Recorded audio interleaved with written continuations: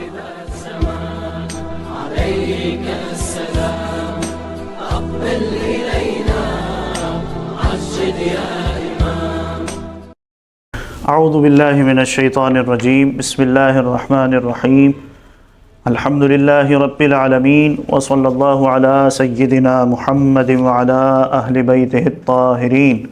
اللہم صل علی محمد وآل محمد وعجل فرجہم ولعنت اللہ علی اعدائہم اجمعین. رب اشرح لی صدری ویسر لی امری واحلل عقدۃ من لسانی یفقہوا قولی. کل کے درس میں باب شروع کیا تھا ہم نے، باب قضاء حاجت المومن، یعنی مومن کی حاجت پوری کرنے کا کتنا اجر و ثواب ہے. اس میں جو آخری حدیث آئی تھی وہ یہ تھی کہ مومن کی ایک حاجت کو پورا کرنا 20 حج انجام دینے سے بہتر ہے. ٹھیک ہے، اس قسم کی احادیث اور بھی موضوعات میں اور بھی ابواب میں آتی ہے. کیا اس سے یہ سمجھ میں آتا ہے کہ حج جو کہ ایک واجب عبادت ہے اس کی اہمیت کم ہے، اور دوسری عبادات جو ویسے بظاہر واجب نہیں ہیں، ٹھیک ہے، اس کی اہمیت بہت زیادہ ہے، اس کی فضیلت بہت زیادہ ہے. تو کیا اس سے یہ سمجھ میں آتا ہے کہ واجب کے مقابلے میں یہ کام کرنا بہتر ہے؟ اگر واجب اور یہ کام ٹکرا جائے آپس میں تو واجب کو چھوڑ دیں اور اس کام کو انجام دیں. جیسے یہاں پر ایک مومن کی حاجت پوری کرنا 20 حج کرنے سے بہتر ہے. مثلا آپ امام حسین علیہ السلام کی زیارت کے باب میں بھی اس قسم کے تعبیرات اور الفاظ سنتے ہیں. ٹھیک ہے، تو یہ بات واضح ہے کہ واجبات کی اپنی جگہ ایک اہمیت ہے. ٹھیک ہے، جہاں ہم ان موضوعات کو بیان کر رہے ہوتے ہیں اور اس کی فضیلت کو ذکر کر رہے ہوتے ہیں تو اس سے ہرگز یہ مقصد نہیں ہے کہ واجب کو چھوڑ کر اس کو انجام دیا جائے. جب بھی واجب کے ساتھ اس کا ٹکراؤ ہو تو واجب ہمیشہ مقدم ہوگا. مثلا زیارت امام حسین علیہ السلام کی فضیلت میں بھی جب ہم چھٹے امام کی روایت پڑھتے ہیں تو وہاں بھی امام نے بعض اوقات فضیلت کو بیان کرتے کرتے اپنی زبان کو روک دیا اور ٹھہر گئے، آگے مزید بیان نہیں کیا. مثلا ایک حدیث میں یوں ملتا ہے کہ لو حدثتکم بفضل زیارت ابی عبداللہ الحسین لترکتم الحج رأسا وما حج منکم احد. یہ بھی حدیث کامل الزیارت میں موجود ہے کہ اگر میں تمہیں اسی طرح سے امام حسین کی قبر کی زیارت کی فضیلت بتاتا رہوں تو نتیجہ یہ ہوگا کہ تم میں اتنا شوق پیدا ہو جائے گا امام حسین کی زیارت پر جانے کا کہ تم سب کے سب حج کو چھوڑ دو گے اور کوئی بھی حج بجا نہیں لائے گا. تو اس خوف سے اور اس خطرے کا احساس کرتے ہوئے کہ لوگ اس فضیلت کو اتنا زیادہ اوپر نہ لے جائیں کہ اس کے مقابلے میں حج کو چھوڑ دیں جو واجب فریضہ ہے. ٹھیک ہے، تو جتنی زیارت کی فضیلتیں ذکر ہوئی وہ واجب حج کے بعد ہے. ٹھیک ہے، واجب جس نے ادا کر دیا ہے تو پھر وہ قبر امام حسین پر جاتا ہے، اس کو یہ ثواب ملتا. اسی طرح یہاں پر بھی یہی مراد ہوگی کہ واجب حج مراد نہیں ہے. 20 حج سے بہتر ہے کا مطلب وہ واجب حج شامل نہیں اس کے اندر. واجب حج وہ کر چکا ہے، اس کے بعد اگر وہ مستحب حجوں پر جا رہا ہے تو ایسے 20 حج کرنے سے بہتر ہے کہ وہ کسی مومن کی حاجت کو پورا کرے. حدیث نمبر 5 اسی باب کی ہم پڑھ رہے ہیں. عن اسماعیل بن عمار الصیرفی قال قلت لابی عبداللہ علیہ السلام جعلت فداک المؤمن رحمت علی المؤمن. کیا مومن دوسرے مومن کے لیے رحمت کا باعث ہے، رحمت کا سبب ہے؟ قال نعم، جی ہاں ایسا ہی ہے. قلت وکیف ذاک، ایسا کیسے ہو سکتا ہے ایک مومن دوسرے کے لیے رحمت بن جائے؟ قال ایما مؤمن اتی اخاہ فی حاجت فانما ذلک رحمت من اللہ ساقها الیہ وسببها له. جب بھی کوئی مومن دوسرے بھائی کے پاس جا کر اپنی حاجت کو پیش کرتا ہے تو یہ در حقیقت ایک رحمت ہے جو پروردگار متعال نے اس مومن کے پاس بھیجی ہے اور اس مومن کو سبب قرار دیا ہے خدا کی رحمت حاصل کرنے کا. ٹھیک ہے، یعنی ایک طرح کی توفیق ہے، ایک طرح کی تائید ہے جو پروردگار نے اس دوسرے مومن کے لیے پیدا کی ہے. فَإِنْ قَضَى حَاجَتَهُ، اب یہ اگر اس مومن کی حاجت کو پورا کر دیتا ہے کانا قد قبل الرحمت بقبولها، وہ رحمت جو خدا نے بھیجی تھی اس مومن کے ذریعے سے اس نے اللہ کی رحمت کو قبول کر لیا. وَإِنْ رَدَّهُ عَنْ حَاجَتِهِ وَهُوَ يَقْدِرُ عَلَى قَضَائِهَا، اگر اس کے پاس قدرت اور طاقت تھی کہ اس مومن کی حاجت کو پورا کرے پھر بھی اس نے رد کر دیا. یعنی یہ قید ظاہر ہے کہ فطری ہے اور عقلی ہے، سمجھ میں آنے والی بات ہے کہ دوسرے مومن کے پاس خود ہی اگر وسائل نہیں ہیں اور قدرت اور طاقت نہیں ہے تو ٹھیک ہے وہ معذور ہے، لیکن وہ کر سکتا تھا، ٹھیک ہے، اس کے پاس طاقت تھی، پھر بھی اس نے حاجت کو پورا نہیں کیا، تو گویا ایسا ہی ہے فَإِنَّمَا رَدَّ عَن نَفْسِهِ رَحْمَةً مِّنَ اللَّهِ جَلَّ وَعَزَّ سَاقَهَا إِلَيْهِ وَسَبَّبَهَا لَهُ، وہ رحمت جو پروردگار نے خود اپنی جانب سے اس کی طرف بھیجی تھی، خود اپنی جانب سے اس کی طرف بھیجی تھی اور سبب بنایا تھا اس مومن کو کہ اس کی وجہ سے اسے ایک رحمت مل رہی ہے، اس نے طاقت ہوتے ہوئے، قوت ہوتے ہوئے اس رحمت کو رد کر دیا، واپس لوٹا دیا، یعنی کارنامہ توہین کی کہ مجھے نہیں چاہیے خدا کی رحمت، ایک آتی ہوئی رحمت کو پلٹا دیا۔ اچھا، اب پروردگار ایسا ہے کہ اس کو بچا کے رکھتا ہے، یعنی قیامت کے دن تک اس کو یاد رہے کہ میں نے تمہارے لیے ایک موقع فراہم کیا تھا۔ دنیاوی امور میں بھی بہت سی مرتبہ ایسا ہوتا ہے، نوجوانوں کے لیے بالخصوص۔ دنیا میں زندگی کے کچھ ایسے لمحات آتے ہیں جس کو انگلش میں کہا جاتا ہے ٹرننگ پوائنٹس، ٹھیک ہے، یعنی وہ ایسی اپورچونٹی ہوتی ہے، وہ ایسا لمحہ ہوتا ہے کہ اس وقت اگر آپ نے اس رحمت کو یا اس موقع کو پکڑ لیا، تھام لیا، تو پھر ساری زندگی انسان کی بن جاتی ہے اور وہ فائدہ مند رہتا ہے، کامیاب رہتا ہے، ایک اچھا انسان بنتا ہے معاشرے کا۔ اس وقت اس کو فیصلہ کرنا ہوتا ہے کہ کیا مجھے یہ کام کرنا ہے، اس موقع کو لے لینا ہے یا اس کو ہاتھ سے جانے دینا ہے۔ تو اسی طرح یہ ہے، خدا نے ایک طرح سے بھیج دی ہے اس کے لیے رحمت، اب اس کو فیصلہ کرنا ہے کہ یہ مجھے لینی ہے یا چھوڑ دینی۔ تو اب اگر اس نے چھوڑ دیا قدرت رکھتے ہوئے، تو پروردگار آخرت تک اس رحمت کو بچا کے رکھتا ہے۔ بچا کے رکھتا ہے کا مطلب ہے کہ اس کے نام اعمال میں یہ بات محفوظ رہتی ہے کہ بندے کو گنواتا رہے کہ یہ موقع آیا تھا، میں نے تجھے رحمت بھیجی تھی، یہ موقع آیا تھا، اس وقت بھی تم یہ رحمت حاصل کر سکتے تھے۔ وَذَخَرَ اللَّهُ عَزَّ وَجَلَّ تِلْكَ الرَّحْمَةَ إِلَى يَوْمِ الْقِيَامَةِ حَتَّى يَكُونَ الْمَرْدُودُ عَنْ حَاجَتِهِ هُوَ الْحَاكِمَ فِيهَا۔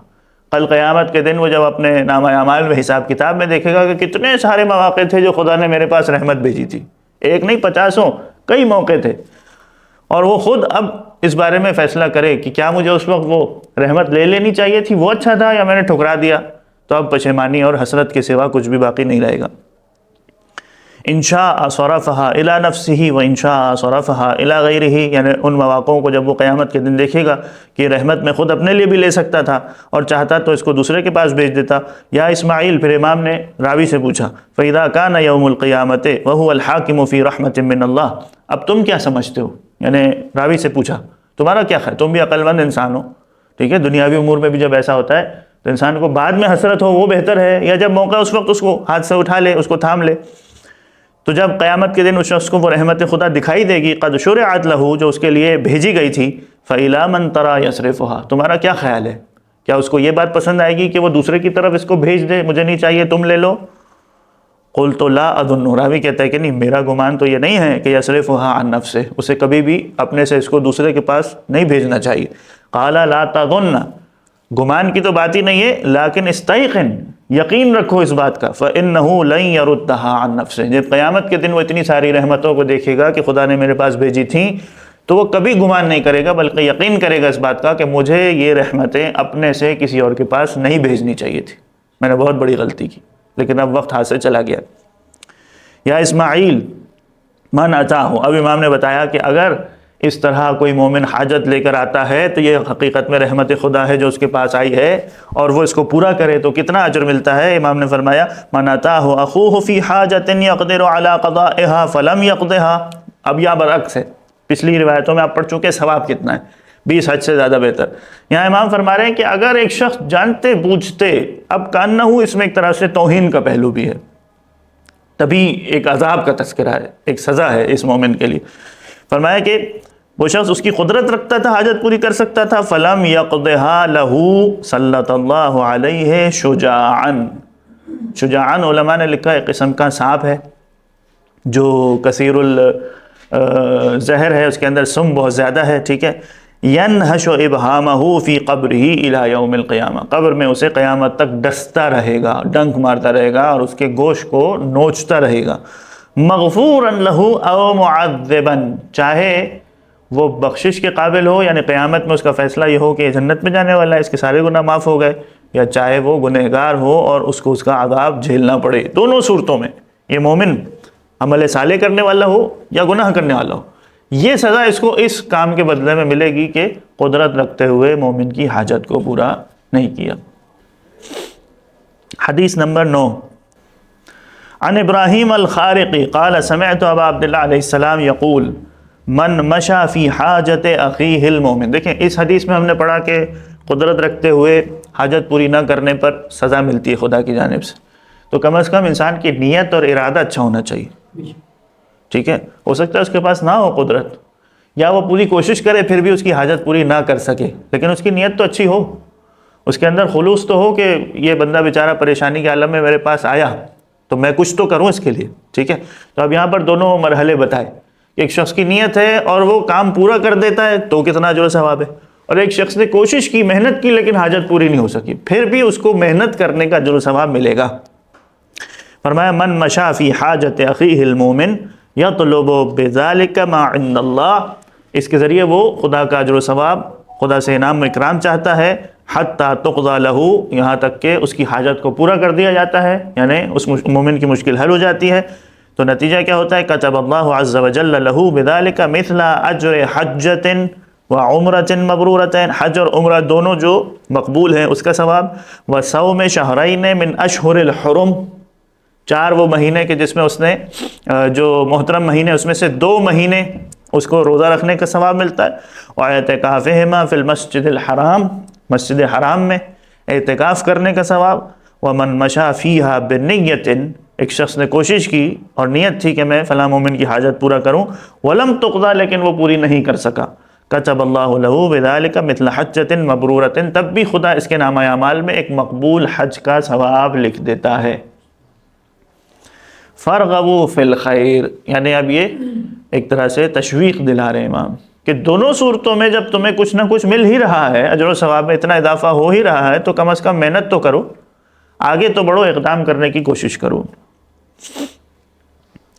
اس باب کی آخری حدیث ہے عن ابی بصیر، حدیث نمبر 10، قال قال ابو عبداللہ علیہ السلام تنافسوا فی المعروف لاخوانکم وکونوا من اہلہ۔ دنیا کو بھی ایک طرح سے مسابقہ کہا گیا ہے نا، یعنی یہاں پر کمپٹیشن ہو رہا ہے، سب نے اپنے اپنے اعتبار سے بہترین اعمال کو خدا کی بارگاہ میں پیش کرنا ہے، تو اب جس کے اعمال زیادہ ہوں گے اور نیک اعمال ہوں گے اس کو وہاں زیادہ اجر و ثواب ملے گا۔ تو تنافس کا مطلب ہوتا ہے تسابق، یعنی کھیل، ایک قسم کا کھیل ہے جس میں آپ نے دوسروں سے آگے بڑھنا ہے، فرسٹ پوزیشن لانی ہے، ٹھیک ہے؟ اور یہاں پر کرنا کیا ہے؟ امام فرما رہے ہیں کہ تنافسوا فی المعروف لاخوانکم، اپنے مومن بھائیوں کی نسبت نیکی کرنے میں آگے بڑھو، سبقت کرو، یعنی تمہیں اس بات پر کل خوشی ہوگی اور تم اس بات پر فخر محسوس کرو گے کہ میں نے دوسروں کے مقابلے میں مومن بھائی کی حاجت کو زیادہ پورا کیا۔ وَكُونُوا مِنْ أَهْلِهِ، یعنی لوگوں کے درمیان معروف کرنے اور نیکیوں کرنے والے بن جاؤ۔ فَإِنَّ لِلْجَنَّةِ بَابًا، جنت میں خاص دروازہ ہے، یقال لہ المعروف، اس دروازے کا نام ہی ہے معروف، باب المعروف، لا يدخلہ الا من اصطنع المعروف فی الحیاۃ الدنیا، اس دروازے سے خاص وہ لوگ داخل ہوں گے جنہوں نے دنیاوی زندگی میں مومن بھائیوں کے ساتھ نیکی اور احسان کیا ہوگا۔ ایسے لوگوں کے لیے جنت میں خدا نے ایک دروازہ ہی خاص کر دیا کہ ان لوگوں کے لیے جو مومن کی حاجت پورا کرتے تھے۔ فَإِنَّ الْعَبْدَ لَيَمْشِي فِي حَاجَةِ أَخِيهِ الْمُؤْمِنِ، جیسے ایک شخص کسی مومن کی حاجت پوری کرنے کے لیے آگے بڑھتا ہے، اقدام کرتا ہے، فَيُوَكِّلُ اللَّهُ عَزَّ وَجَلَّ بِهِ مَلَكَيْنِ، تو پروردگار اس کے لیے 2 فرشتوں کو مقرر کرتا ہے، وَاحِدًا عَنْ يَمِينِهِ وَوَاحِدًا عَنْ شِمَالِهِ، 2 فرشتے ایک دائیں اور ایک بائیں، يَسْتَغْفِرَانِ لَهُ رَبَّهُ، یعنی ابھی اس میں دیکھیں یہ نہیں کہا کہ اس نے حاجت پوری کر دی، وہ مرحلہ ابھی تک نہیں آیا، جس نے کوشش کی، اقدام کیا، آگے بڑھا، یعنی جیسے ہی وہ اس کام کے لیے نکلا نیت اور ارادے سے، پروردگار نے 2 فرشتے اس کے لیے مقرر کر دیے جو اب قیامت تک اس کے لیے استغفار کرتے رہیں۔ وَيَدْعُوَانِ بِقَضَاءِ حَاجَتِهِ، اور اسی طرح اللہ سے اس شخص کی حاجت پوری کرنے کے لیے دعا کرتے رہتے، جس طرح دوسرے مومن بھائیوں کے لیے دعا کرنے کا اجر و ثواب ہے۔ آپ نے وہ روایت بھی سنی ہوگی کہ جب بھی انسان دعا کرے، دعا کے آداب میں سے ہے کہ دوسروں کے لیے پہلے مانگے، یعنی ہر وقت انسان یہ نہ ہو کہ اپنی ہی مشکلات خدا کی بارگاہ میں پیش کرتا رہے، پروردگارہ مثلا رزق کی مشکل ہے، اولاد کی مشکل ہے، گھر نہیں ہے، ٹھیک ہے، یا جاب نہیں ہے، رزق میں تنگی ہو گئی، یہ جتنے مسائل ہیں انسان ہمیشہ خدا کے سامنے پیش کرتا ہی رہتا ہے، لیکن دعا کے آداب میں ہے کہ پہلے دوسروں کے لیے مانگو، ٹھیک ہے۔ امام کے اصحاب میں بھی یہ سیرت ہمیں نظر آتی ہے۔ 7ویں امام کے ایک صحابی تھے، غالباً عبداللہ ابن جندب نام تھا ان کا، وہ عرفہ کے میدان میں اور خاص اس موقع پر جب دعا کے لیے قبولیت کی گھڑی ہے، ایک شب قدر کی رات ہے پورے سال میں جو سب سے زیادہ دعائیں قبول ہونے کا موقع ہے، دوسرا یوم عرفہ جب انسان وقوف کرتا ہے عرفات کے میدان میں، تو وہاں پر بھی جو قبولیت کی گھڑی ہے اس میں کسی دوسرے شخص نے اسے دیکھا کہ یہ عرفات کے میدان میں بیٹھا ہوا دوسروں کے نام لے لے کر دعا کر رہا ہے، فلاں شخص کی یہ مشکل ہے، فلاں شخص کی یہ حاجت ہے، اس کو یہ پریشانی ہے، خدایا یہ کر دے، اس کے لیے یہ کر دے۔ تو اس کو بڑا تعجب ہوا کہ اتنا بہترین موقع تمہارے پاس ہے، تو میدان عرفات میں بیٹھے ہوئے، قبولیت کی گھڑی ہے، یعنی جس میں انسان کو یقین ہوتا ہے جو بولوں گا جو مانگوں گا وہ پورا ہوگا، اس میں تم اپنے لیے نہیں مانگ رہے ہو، دوسروں کے لیے مانگ رہے ہو۔ تو اس نے کہا میں نے 7ویں امام کی حدیث سنی ہے، کہا کہ 7ویں امام فرماتے ہیں کہ جب بھی کسی دوسرے مومن بھائی کے لیے دعا مانگتا ہے تو فرشتے پروردگار سے اس کے لیے دعا کرتے ہیں کہ پروردگارہ اس نے دوسرے مومن بھائی کو مقدم کیا اور اس کی حاجتیں طلب کر رہا ہے اپنی حاجتیں چھوڑ کر، تو جو کچھ یہ دوسروں کے لیے مانگ رہا ہے وہ تو پورا کر ہی دے، اور جتنا یہ دوسروں کے لیے مانگ رہا ہے اتنا ہی 10 گنا زیادہ اس کو عطا کر دے۔ اور پھر امام یہ بھی کہتے ہیں کہ ایک مومن جب اپنی دعا مانگتا ہے تو اس کے بارے میں احتمال ہے کہ شاید پروردگار اس کو رد کر دے، قبولیت کوئی گارنٹی تو نہیں ہے، ضروری تو نہیں ہے خدا دعا، لیکن جب فرشتے کسی کے حق میں دعا مانگیں گے تو وہ تو یقینی ہے کہ پروردگار قبول کرے گا۔ تو یہاں بھی ایسے ہی کہ فرشتے جو ہے وہ اس شخص کی حاجت پوری کرنے کے لیے خدا سے دعا کرتے رہتے ہیں۔ ثم قال واللہ لرسول اللہ صلی اللہ علیہ وآلہ اسر بقضاء حاجت المومن اذا وصلت الیہ من صاحب الحاجہ۔ کل بھی اس قسم کی حدیث آئی تھی کہ امام نے خط لکھ کے دیا تھا اور کسی حاکم کو کہا تھا کہ اس کا قرضہ معاف کر دو یا اس کی جو بھی زمین کی اجرت ہے، تو امام کو جب آ کے اس نے بتایا تو امام خوش ہو رہے تھے کہ اس نے سواری بھی دی، اس نے مثلاً کھانا بھی دیا اور اس نے جو قالین بھی دیا۔ تو جیسے جیسے وہ بتاتا جا رہا تھا امام خوش ہو رہے تھے۔ اس حدیث میں بھی اسی طرح کہ جب کسی مومن کی حاجت پوری کرتے ہیں تو اس مومن سے کہ جس کی حاجت تم نے پوری کی ہے رسول خدا زیادہ خوش ہوتے ہیں۔ وجہ کیا اس کی؟ وجہ اس کی ہے کہ وہ مومن اس کو تو اپنی حاجت پوری ہو گئی، اس وجہ سے خوشی ہو رہی ہے۔ رسول خدا کو اس لیے خوشی ہو رہی ہے کہ ایک مومن کی حاجت پوری ہو گئی، اور ابھی آگے بھی شاید اس قسم کی حدیث آئے گی، اور رسول خدا کی امت میں جتنے بھی لوگ ہیں وہ کانہو ان کے عیال اور ان کی اولاد اور ذریت کی طرح ہیں، ان کے بچوں کی طرح ہے۔ بس ایک باپ جب اپنے بچے کو دیکھتا ہے کہ وہ خوش ہے، اس کی حاجت پوری ہو گئی، اس کا مسئلہ حل ہو گیا، تو بچہ تو اپنی جگہ خوش ہوتا ہی ہے، باپ اس سے زیادہ خوش ہوتا ہے یا نہیں ہوتا؟ تو اسی طرح رسول خدا کو بھی اس بات کی خوشی ہوتی ہے کہ میری امتی میں سے ایک کی مشکل حل ہو گئی اور اس کی حاجت پوری ہو گئی۔ تو یہ رسول خدا کو خوش کرنے کا سبب بنتا ہے اگر کسی مومن کی حاجت کو پورا کیا جائے۔ اب آئیے اگلا باب ہے السعی فی حاجت المومن۔ ابھی ہم نے اس باب میں بھی پڑھا کہ کم از کم انسان کو کوشش کرنی چاہیے اور اس کی نیت اچھی ہو۔ ایک حدیث جو اس میں بہت خوبصورت ہے، ظاہر ہے کہ کچھ مفاہیم ایسے ہیں کہ جو ریپیٹڈ ہیں، بہت ساری باتیں آپ دیکھ رہے ہیں کہ مختلف حدیثوں میں بار بار آ رہے ہیں۔ ایک نئی چیز جو اس حدیث میں ہے، اس باب کی حدیث نمبر 8، یعنی ظاہری طور پر انسان کو کتنا خوش ہونا چاہیے اگر کوئی میرے پاس اپنی حاجت لے کر آ رہا ہے۔ دیکھیں یہ بھی ابھی پیچھے نا رحمت خدا ہے جو خدا نے بھیجی ہے اور اس کو سبب بنا، تو یہ بھی کتنی خوشی کی بات ہے کہ دوسرے تمام لوگوں کو چھوڑ کر پروردگار نے یہ رحمت میرے پاس بھیجی ہے۔ وہ کسی اور کے پاس بھی جا سکتا تھا نا، اور بھی کئی لوگ ہوں گے جو اس کی حاجت پوری کر سکتے، شاید ان کے پاس مجھ سے زیادہ وسائل ہوں، اس کے باوجود میرے پاس آ رہا ہے، یعنی پروردگار اس کی حاجت کو کسی بھی طرح پورا کر سکتا تھا، اس کے پاس تیسرے کے بعد چوتھے کے بعد 50 لوگ ہیں، لیکن میرا انتخاب کیا۔ اس کا مطلب کیا ہے کہ پروردگار مجھے کچھ دینا چاہتا ہے، ٹھیک ہے۔ اور دوسری جہت سے دیکھا جائے تو اس میں میرا امتحان ہے کہ میں اس رحمت کو قبول کر رہا ہوں یا رد کر رہا ہوں۔ حدیث نمبر 8 دیکھیں، عن ابی عبداللہ علیہ السلام قال کفا بالمرء اعتمادا علی اخیہ ان ینزل به حاجتہ۔ ایک شخص کا کسی دوسرے پر اعتماد کرنے کے لیے یہی بات کافی ہے کہ وہ اپنی حاجت کو اس کے پاس لے کر کے جائے، ٹھیک ہے۔ یعنی جب ایک شخص پریشان ہے اور اس کی کوئی ضرورت اور حاجت ہے تو وہ اس بات سے شرم و حیا محسوس کرتا ہے کہ میں اپنی کوئی حاجت دوسرے کے سامنے پیش کروں، بیان کروں، سوال کے لیے ہاتھ پھیلانا یہ شرمندگی کا باعث ہے کہ نہیں؟ ٹھیک ہے، کسی کو یہ کہنا کہ میں ضرورت مند ہوں، میں محتاج ہوں، میں اس وقت پریشانی میں ہوں، یہ کہنا خود انسان کے لیے ایک مشکل مرحلہ ہوتا ہے. ٹھیک ہے، تو وہ چاہتا ہے کہ میں ایسے شخص کے پاس جاؤں جس کے بارے میں مجھے یقین ہو یا کنفرم ہو کہ یہ میری حاجت پوری کرے گا. وہ 10 لوگوں کے پاس نہیں جاتا، کیونکہ اس سے زیادہ شرم و حیا کی بات کیا ہوگی کہ میں 10 لوگوں کو اپنی حاجت بتا رہا ہوں. ہو سکتا ہے یہ پوری کرے، ہو سکتا ہے پوری کرے، 10 لوگوں کو نہیں بتاتا. وہ سب میں سے اس کا انتخاب کرتا ہے جس کے بارے میں اس کو پتا ہے یہ میری حاجت پوری کرے گا، کہ سب کو بتانے کا کوئی فائدہ نہیں. ٹھیک ہے، لہذا اگر سب کو چھوڑ کر وہ آپ کے پاس آ رہا ہے تو یہ کتنے بڑے اعتماد کی بات ہے کہ اس نے آپ کا انتخاب کیا، اس لیے کہ اس کو آپ کے بارے میں یقین ہے کہ آپ اس کی حاجت پوری کر. اب آپ اس کی حاجت کو رد کر کے اس کے یقین کو توڑ نہ دیں، اس کے اعتماد کو ٹھیس نہ پہنچائیں کہ اس بیچارے نے سب سے زیادہ آپ پر اعتماد کیا، پھر بھی آپ اس کو منع کر رہے ہیں اور خالی ہاتھ لوٹا رہے ہیں کہ میں تمہاری حاجت پوری نہیں کر سکتا. تو ایک طرف تو یہ کہ اس کو شرم و حیا سے بچائیں، اور دوسری طرف یہ کہ اس کے اعتماد کو نہ توڑیں، اس کی حاجت کو پورا کریں. اسی کے بعد حدیث نمبر 9 ہے، عن صفوان الجمال قال كنت جالسا مع ابی عبداللہ علیہ السلام. چھٹے امام کے ساتھ بیٹھے ہوئے تھے.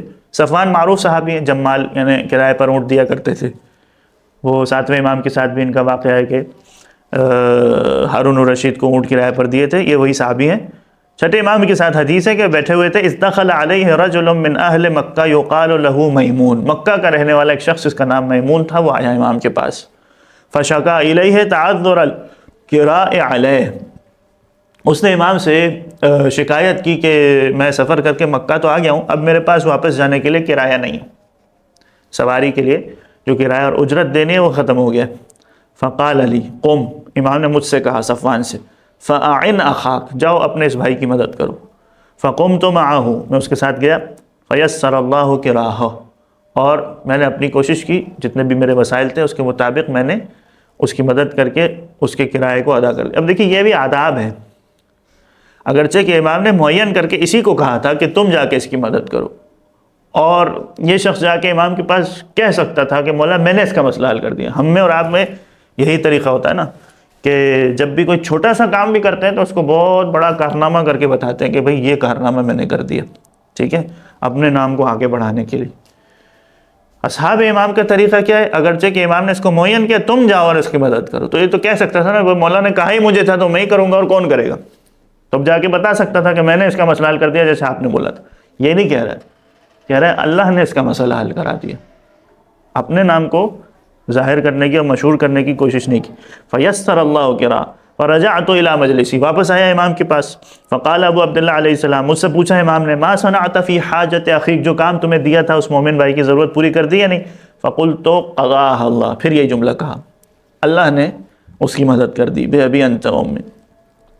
فقال اما انک ان تعین اخاک المسلم احب الی من طواف اسبوع بالبیت مبتدئا. پیچھے آپ نے وہ سارا اجر و ثواب پڑھ لیا، 20 حج کا ثواب ہے. ٹھیک ہے، پروردگار کی رحمت ہے جو اس کے شامل حال ہوتی ہے.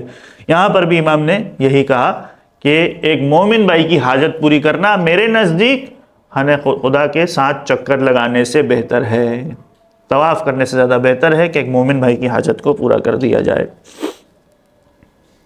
اب وہ جو پیچھے میں نے ایک مطلب کی طرف اشارہ کیا کہ رسول خدا کیوں خوش ہوتے ہیں اس مومن کے مقابلے میں جس کی حاجت پوری کی، یہاں پر پروردگار بھی حدیث قدسی میں ارشاد فرماتا ہے. حدیث نمبر 10، قال ابو عبداللہ علیہ السلام قال اللہ عز وجل الخلق عیالی. یہ جتنی مخلوق ہے انسان، یہ سب کے سب میری اولاد اور میرے عیال ہیں. یعنی پروردگار رب ہے نا، رب ایک صفت ہے پروردگار کی کہ ان کے امور کی تدبیر کرنا، ان کے رزق کا خیال رکھنا، ان کی ضروریات کو پورا کرنا یہ پروردگار کے ذمے ہے.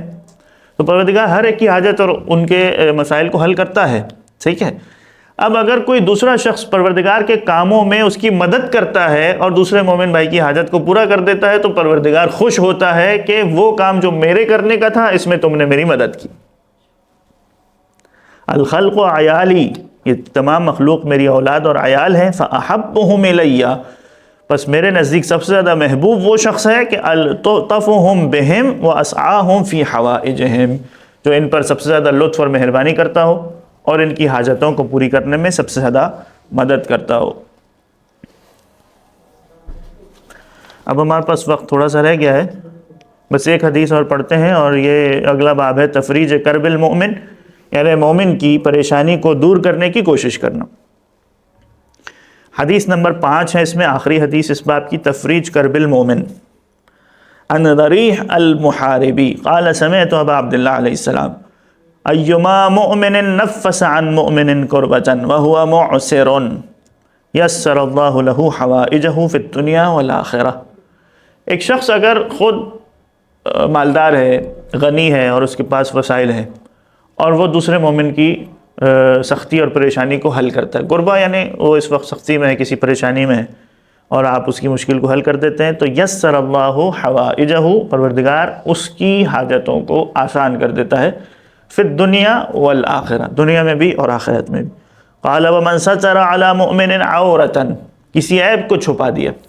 اب عورت میں بہت ساری چیزیں آ سکتی ہیں، مثلا کوئی خرابی ہے اس میں، کوئی بری عادت ہے اس کی، گناہ کو بھی اس میں آپ شامل کر سکتے ہیں، یعنی آپ کو کسی کے گناہ کے بارے میں پتہ چل گیا، فلاں بندہ نے چوری کی ہے، ٹھیک ہے، فلاں بندہ جو ہے وہ گالی دیتا ہے، مثلا جھوٹ بولا اس نے، ٹھیک ہے، استاد کے سامنے جھوٹ بول دیا فرض کیجئے، آپ کو پتہ چل گیا، تو یہ بھی ایک عورہ ہے۔ عورہ یعنی ایک ایسی شرم و حیا والی بات ہے جس کو وہ نہیں چاہتا کہ دوسروں کے سامنے آشکار ہو، پتہ چلے، آپ کو پتہ ہے، تو چھپانا ہے یا لوگوں کے سامنے ظاہر کرنا۔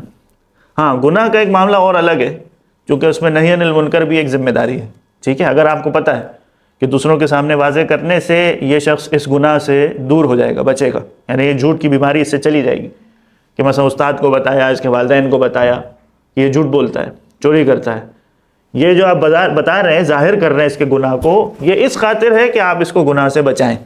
نہی عن المنکر موقوف ہے اس چیز پر کہ لوگوں کو پتہ چلے اس نے یہ گناہ کیا، تو پھر تو ذمہ داری ہے کہ نہی عن المنکر کرنے کے لیے لوگوں کو بتایا جائے، ورنہ اس سے ہٹ کر ایک عرفی چیز ہے، کوئی ایسی چیز جو برائی ہے، سگریٹ پیتا ہے فرض کیجئے، ٹھیک ہے، اب یہ گناہ نہیں ہے، تو یہ دوسروں کو نہیں پتہ چلنا چاہیے۔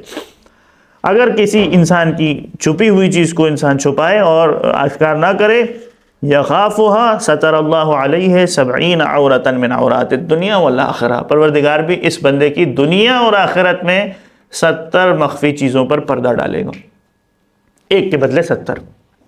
قال واللہ فی عون المؤمن واللہ فی عون المؤمن ما کان المؤمن فی عون اخی، جب تک ایک شخص دوسرے مومن کی مدد کے کاموں میں لگا ہوا ہے، کوشش کر رہا ہے، اس وقت تک اللہ بھی اس مومن کا مددگار رہتا ہے۔ یعنی اب دو بندے ہیں، ایک دوسرے کی مدد میں لگا ہوا ہے، جتنی دیر اس نے لگائی، 1 گھنٹے تک اس کی مدد کرتا رہا، اتنی دیر تک اللہ بھی اس بندے کا مددگار ہے۔ فانتفعوا بالعظۃ وارغبوا فی الخیر، یہ جو وعظ پروردگار نے یا ائمہ معصومین نے کیا ہے، اس میں انسان نفع حاصل کرے، اس سے جس کو کہتے ہیں نا سبق لے، اور خیر کے کاموں میں، نیکی کے کاموں میں آگے بڑھے۔ والحمد للہ رب العالمین، وصلی اللہ علی محمد وآلہ الطاہرین۔ اللہم صل علی محمد